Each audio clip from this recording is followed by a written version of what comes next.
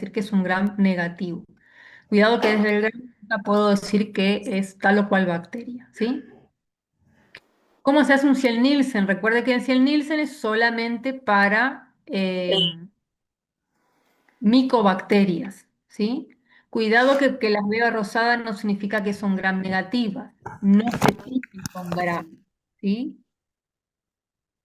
Lo primero que tengo que hacer, igual que en el caso del gram, es hacer el material. En general uno puede hacer un Ciel-Nielsen de la muestra que quiera. Lo más común es hacerlo de las muestras respiratorias, como un esputo, un lavado bronquialveolar, líquido pleural, etcétera.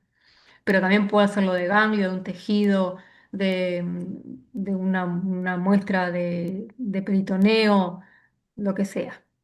Lo primero que se hace es agregar fucsina y se calienta con llama hasta ver humos blancos.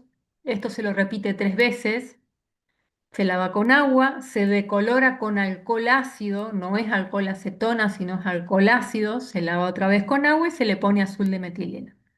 Si tiene micobacterias, se van a ver rosadas en un fondo azul. Y eso me está diciendo que hay una micobacteria. No vayan a decir que está el Mycobacterium tuberculosis, porque está mal, ¿sí? Lo único que voy a decir es que hay un bacilo ácido alcohol resistente, ¿ok? Porque si no, ese puede ser un error de concepto y les pueden tomar mal la respuesta. Bueno, esas son las coloraciones. Vamos con el caso uno.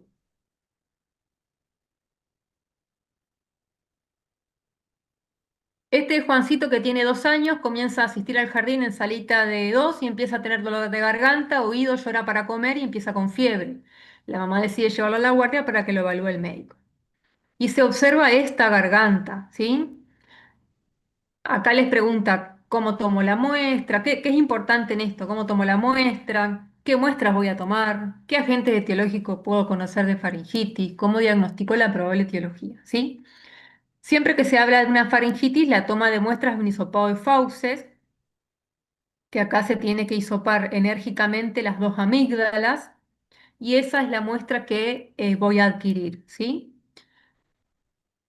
Agente etiológico de faringitis, el número uno es Streptococcus pyogenes, ese es el principal en niños. Otro es Corynebacterium diphtheriae, la difteria. La Neisseria gonorrheae, que produce gonorrea, pero puede producir faringitis.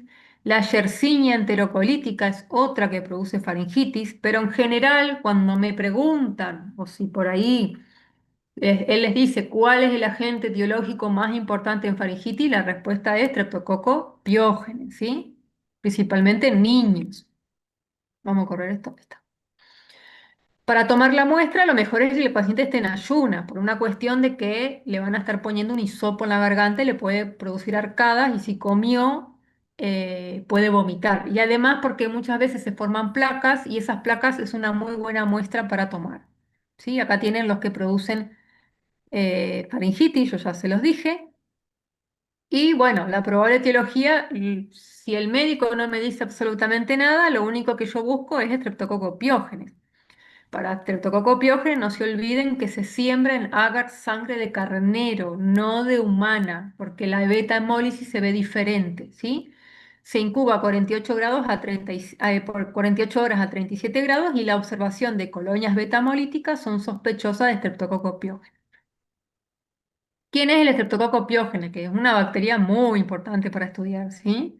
Es un coco gran positivo en cadenas, es betamolítico, pertenece al grupo A del Ansiel, bacitracina sensible, PIR positivo. No se olviden que me puede preguntar como Streptococcus pyogenes, me puede preguntar como estreptococo del grupo A, me puede preguntar como agente etiológico de la escarlatina. Está preguntando exactamente lo mismo, nada más que con nombres distintos, ¿sí?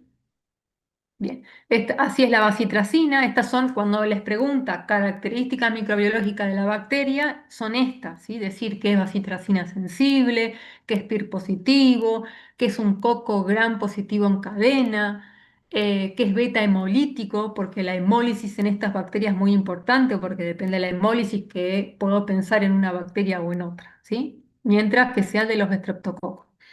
Otra cosa que puede preguntar, ¿cuáles son sus factores de virulencia? Apréndanse unos 5 o 6, ¿sí? Esta bacteria tiene cápsula, le permite evadir respuesta inmune, tiene la proteína M, que es una de las más importantes, que previene la opsonización y además la fagocitosis, la proteasa 5A, que es parte del complemento, entonces disminuye la quimiotaxis, streptokinasa, la streptolicina O, ¿sí?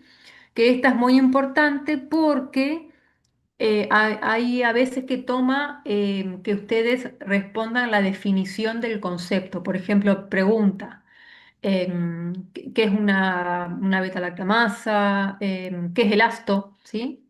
El asto es esto.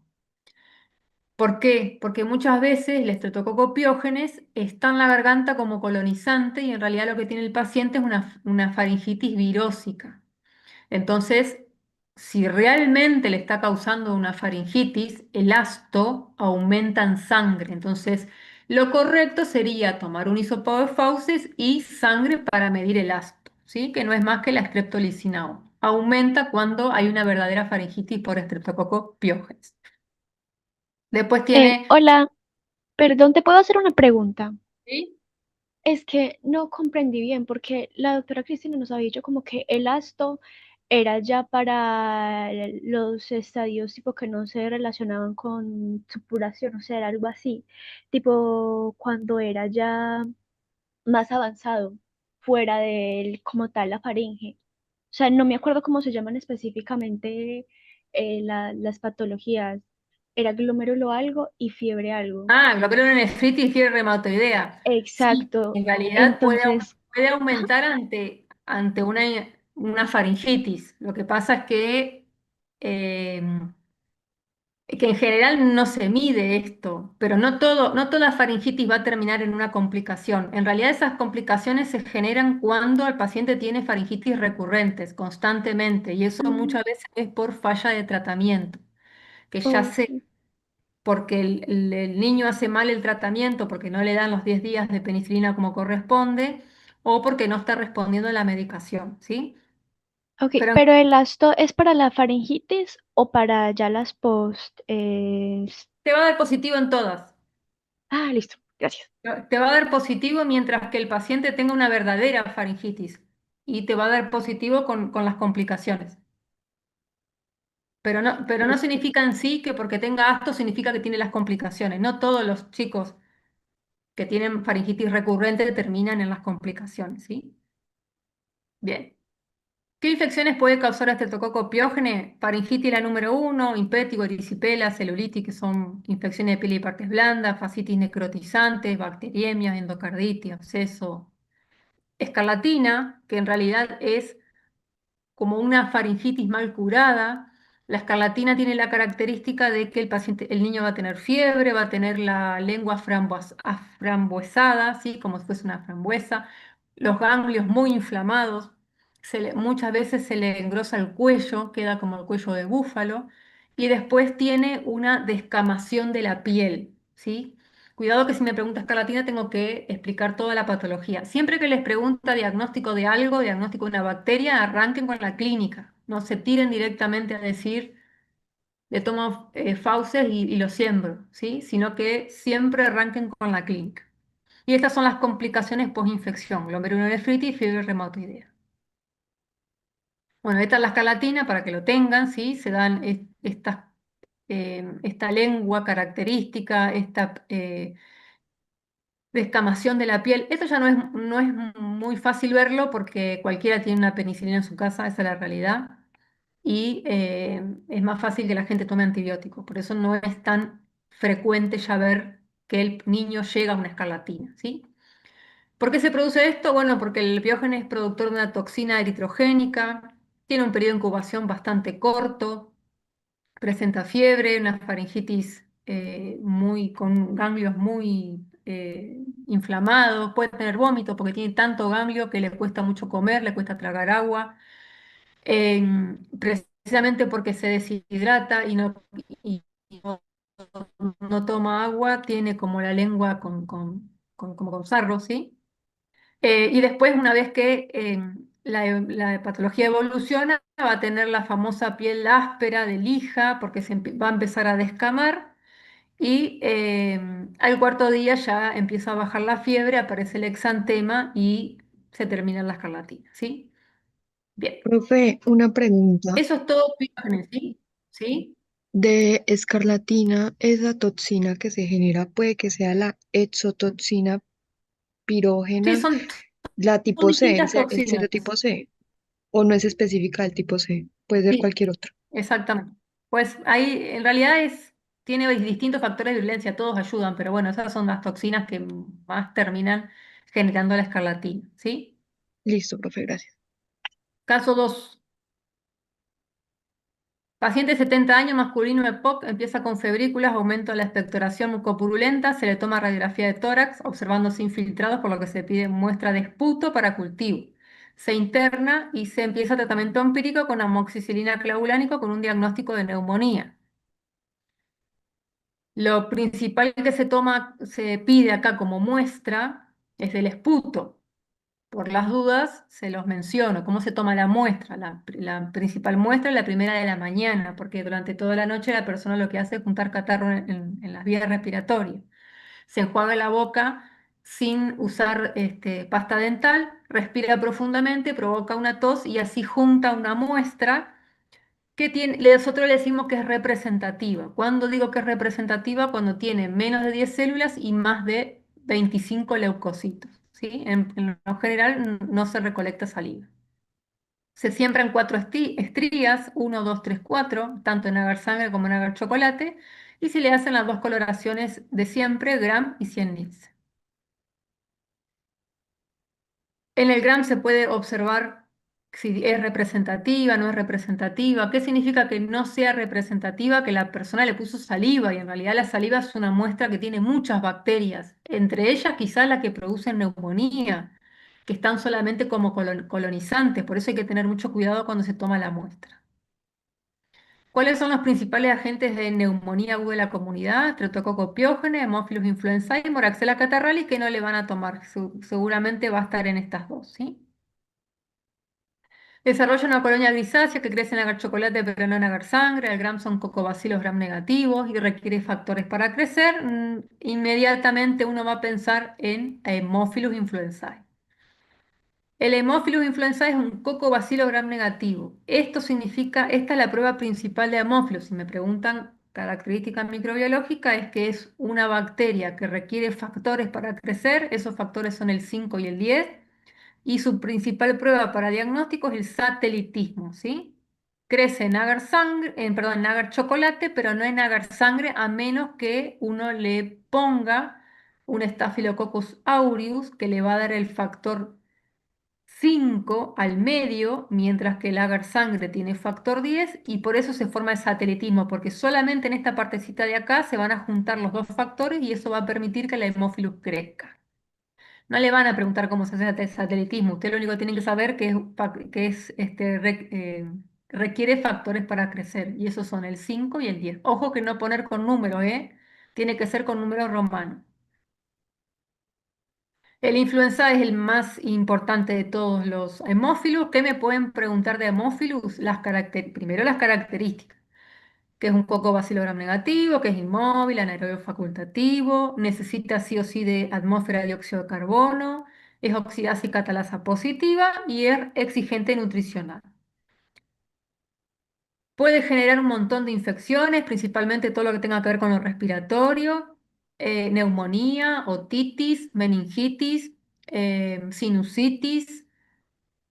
A veces lo tenemos haciendo bacteriemias, pero lo que importante les puede llegar a preguntar es el tema de los serotipos, ¿sí?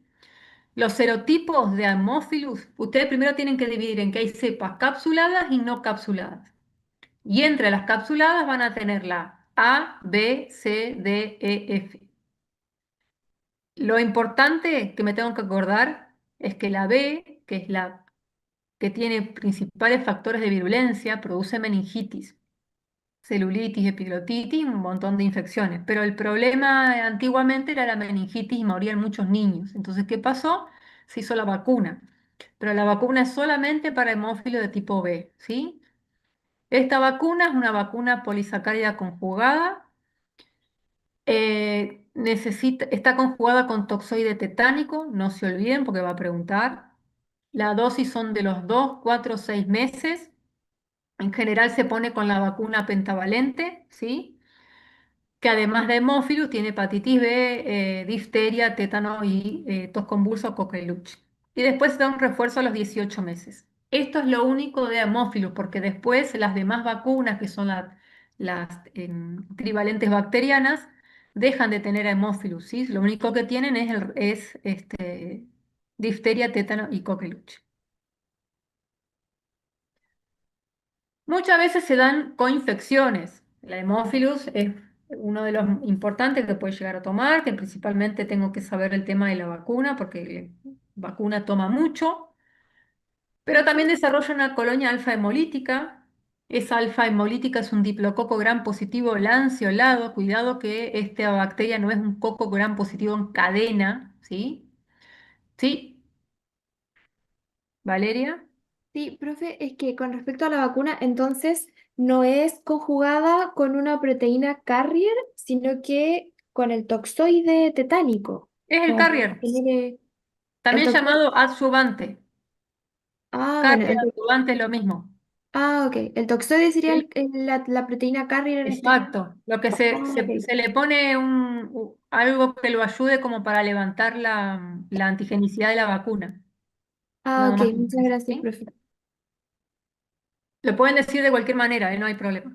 Este encapsulado, catalasa negativa, toquina sensible, y con estas características microbiológicas estoy hablando de Streptococcus pneumoniae, ¿sí? Otro también de los importantes, que precisamente su nombre se debe a uno de los principales productores de neumonía.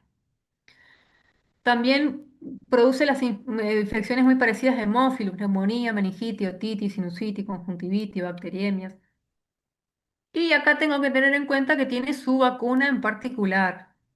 Y tenemos, ustedes siempre que les pregunte vacuna tienen que decir el calendario que está, el esquema de vacunación que está en calendario, ¿sí? En el caso de neumococo se dan dos dosis, dos, cuatro y un refuerzo a los 12 meses de la que se llaman Prevenar 13 y que está dada precisamente para 13 serotipos. ¿Cuáles? Bueno, lo que se vio en la Argentina, que son las más comunes de causar infecciones y que son graves en este tipo de pacientes, ¿sí? Entre los 5 años y los 65 años, si la persona no tiene ninguna inmunocompromiso, se va a pasar directamente a dar la Pneumovax 23, que está dada para 23 serotipos que tienen la característica que son los que producen infecciones, principalmente en mayores de 65 años, ¿sí?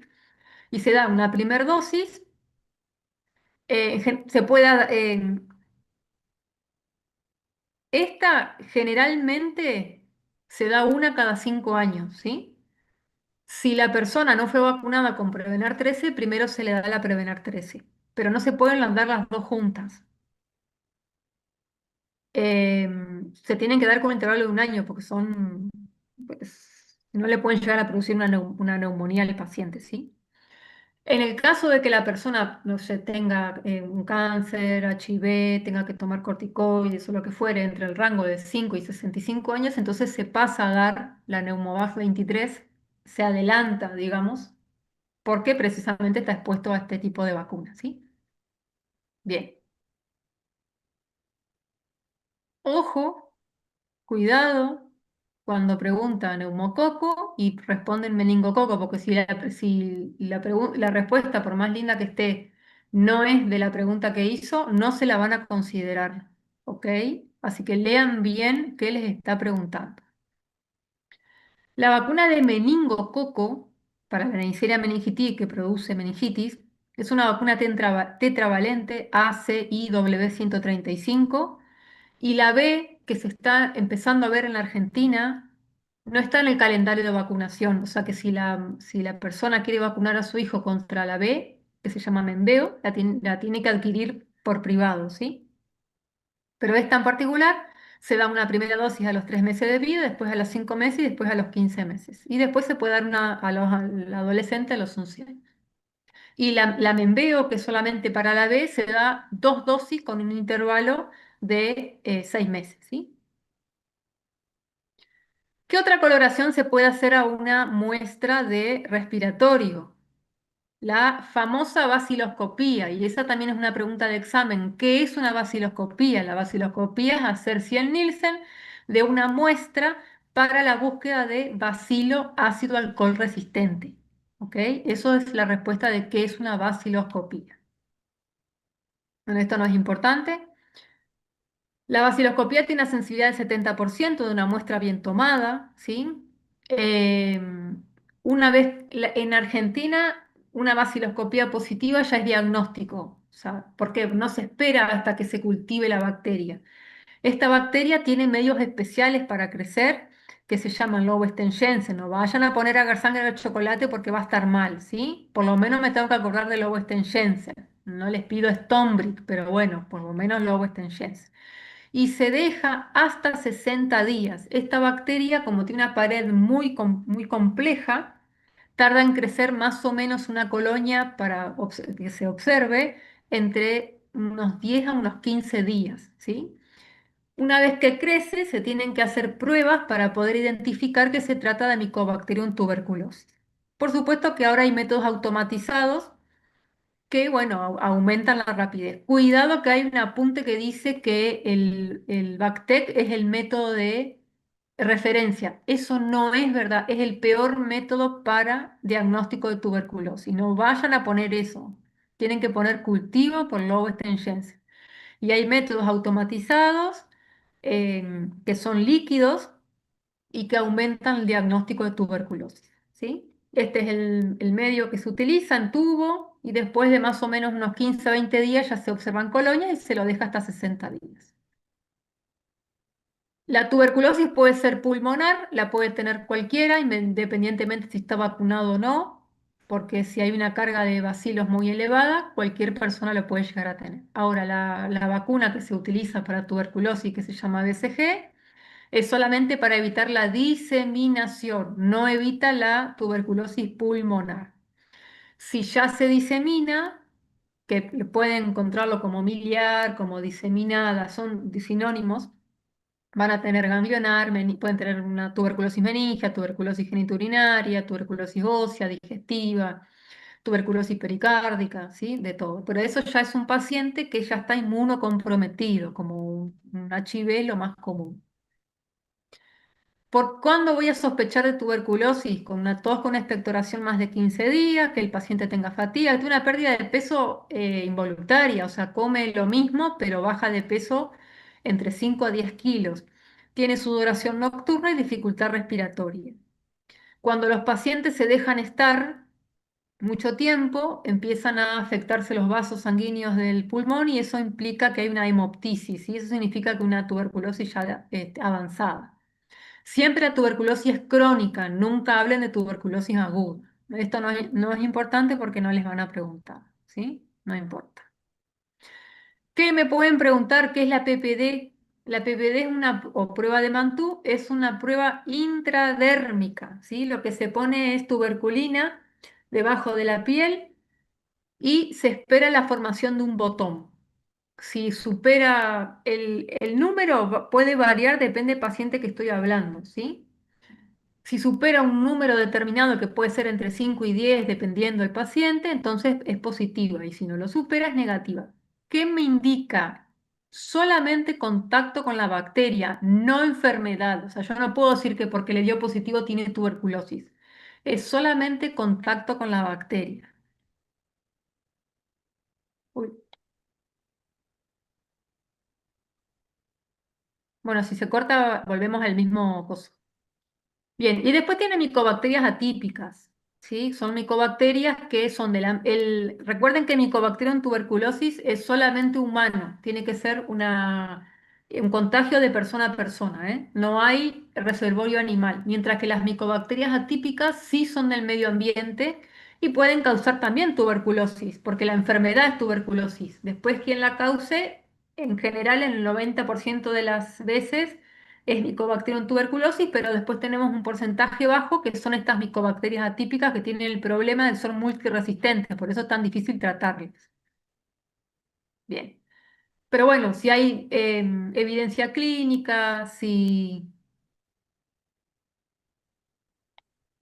Si hay una respuesta irregular al tratamiento, el paciente sigue todavía con tuberculosis y no mejora. Si tuvo contacto con otro paciente que se sabe que tuvo una tuberculosis atípica, etcétera, entonces todo eso te puede llevar a pensar en una micobacteria típica. Bien, esto no importa. Y este sí importa. ¿Quién es la lepra? Es una micobacteria, no se cultiva. Cuidado con componer que es Lowenstein-Jensen. La lepra no se cultiva, ¿sí? Solamente se hacía una recuperación experimental poniéndole muestra del paciente en una almohadilla de ratón. Ya no se hace más porque ya no se hace con animales. También me pueden preguntar cómo que la enfermedad de Hansen, porque es un Recording sinónimo. in progress. También es un bacilo ácido alcohol resistente. Tiene la misma característica que la pared y el único reservorio es el hombre y el armadillo de 9 bandas, pero en general el contagio se produce de persona a persona, aunque en general en Argentina hay 100 casos de lepra por año, ¿sí?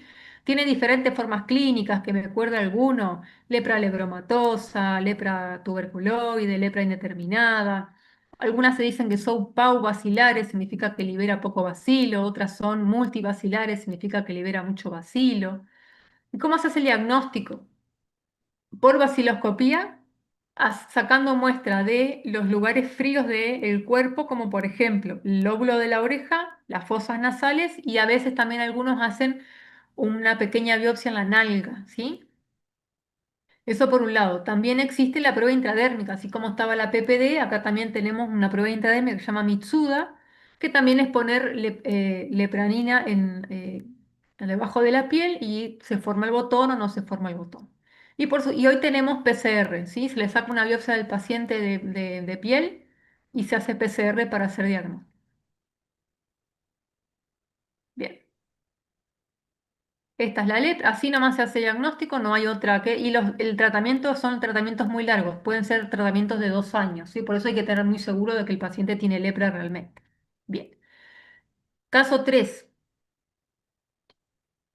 Hombre de 22 años de edad, presenta secreción purulenta en pene hace 2 días, se presenta a la guardia con diagnóstico uretítico no cóxica y se procede a tomar la muestra. ¿Cómo tomo la muestra de acá? El paciente tiene que tener secreción. Directamente lo tomo con un anza, con un hisopo, lo saco y lo siembro en un medio especial que es para Neisseria gonorrhoeae, que es Taller Martin, ¿sí? Para tomar la muestra, el paciente tiene que estar sin tomar antibióticos, sin tratar de hacer una retención urinaria de por lo menos 5 horas y en general sin higiene en el caso del hombre va a tener una secreción constante, así que es difícil que se higienice, ¿sí? Se puede tomar en el momento. Bueno, como les dije, se toma directamente. En el caso de la mujer se tiene que tomar de endocervix, ¿sí? A través de la toma de un flujo vaginal. Una vez que se lo saca, se hace un gram y se hace el cultivo en Taller Martin. En el gram que voy a observar, diplococos gram negativos arriñonados, que en el caso de que venga de una muestra de hombre ya es diagnóstico. En el caso de una mujer no, porque puede tener Neisseria saprófita. La mujer tiene sí es, o sí esperar el cultivo. Esto es lo que se observa. El paciente, el hombre viene, se le toma la muestra, se le hace el gram, tarda 30 minutos y con eso mismo ya se va a la consulta con el médico para que le ponga la inyección para el tratamiento, ¿sí? Nosotros ponemos como informe, se observan diplococos gram negativos arriñonados, intra y extra macrofágicos, o sea que están dentro del macrófago como están acá, compatibles con gonorrea. ¿Sí? El médico ya sabe, le pone una inyección. ¿Por qué? Porque tengan en cuenta que a veces son personas promiscuas y que van a seguir teniendo relaciones, aún teniendo la enfermedad, y van a seguir contagiando. También es una bacteria que pasa solamente es una infección de transmisión sexual. Además, también, como les dije, puede causar faringitis, por lo tanto, se puede hacer un hisopado faríngeo. Ahora, si no me avisan que hay sospecha de gonorrea, no se va a sembrar en Taller Martin, ¿sí? No es que la gonorrea no crece en agar chocolate, por ejemplo. Lo que pasa es que, como siempre lo voy a sacar de muestra que están llenas de otras bacterias, como flora habitual del lugar donde yo estoy sacando, entonces no le van a permitir crecer bien. Por eso se usa un medio especial que tiene antibióticos para poder eliminar la flora acompañante. Bien. ¿Qué características microbiológicas tiene? Diplococo gram negativo arriñonado, es inmóvil, oxidasa positivo y superoxol positivo tiene que estar porque son las dos pruebas más comunes de Neisseria gonorrhoeae. Cuidado que si hablo de Neisseria meningitis no tengo que poner Taller Martin, porque esta medio de cultivo es solamente para gonorrea. La Neisseria meningitis va a venir de muestras que son normalmente estériles, entonces no necesita de un medio selectivo, ¿sí? Crece en dióxido de carbono y bueno, nada más, ¿sí? Con eso es suficiente.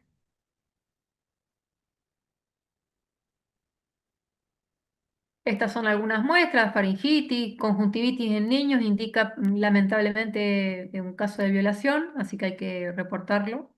Y bueno, no, es por contacto directo, ¿sí? Caso 4, es probable que se corte. Un niño de 4 años de edad sin calendario de vacunación completo, empieza con tos seca molesta, a los 3 días tiene episodio de fiebre sin diagnóstico por su mal estado en general y se decide internación. Al quinto día tiene tos que es como explosiva, sacudidas breve, congestión de la cara, inyección conjuntival. Después del acceso realiza una inspiración profunda, larga, estridente y sibilante y el niño queda cansado. Esto es característico de toferina o coqueluche causado por la Bordetella pertussis. Le encanta mucho tomar esto porque él es pediatra y le gusta mucho tomar, ¿sí? Coqueluche, toferina, Bordetella pertussis. Puede preguntar con todos los sinónimos que quiera. La característica, bueno, acá es una bacteria muy fastidiosa para crecer. Se utiliza el medio que se llama Bordet Genow, pero debido a que es tan fastidiosa para crecer, el principal método de diagnóstico en la actualidad es hacer PCR de muestra de hisopado nasofaríngeo, ¿sí? La tos convulsa, causada por Bordetella pertussis, mediante la toxina ferina, toxina de nilciclasa, citotoxina traqueal y toxina dermonecrótica, desencadena la enfermedad de tos convulsa que presenta 3 estadios. Esto es muy importante ponerlo: catarral, paroxítico y convalescencia. Catarral es cuando asemeja una gripe, tiene lagrimeo, tiene mucosidad nasal, puede empezar a levantar fiebre. Y después hace el ataque paroxítico, que es característico de que el niño tose tanto que no puede respirar y por eso cuando puede tomar aire se escucha como si fuese un maullido de gato, por eso se dice toferina, ¿sí? Por supuesto que no todo niño que ha tenido tos convulsa murió. El problema es que se puede quedar cianótico porque no puede respirar. El que sí lo pasa, empieza con un periodo de convalescencia, que bueno, hace anticuerpos y después no va a tener obviamente la enfermedad, ¿sí? Bueno, corto y volvemos, ¿sí?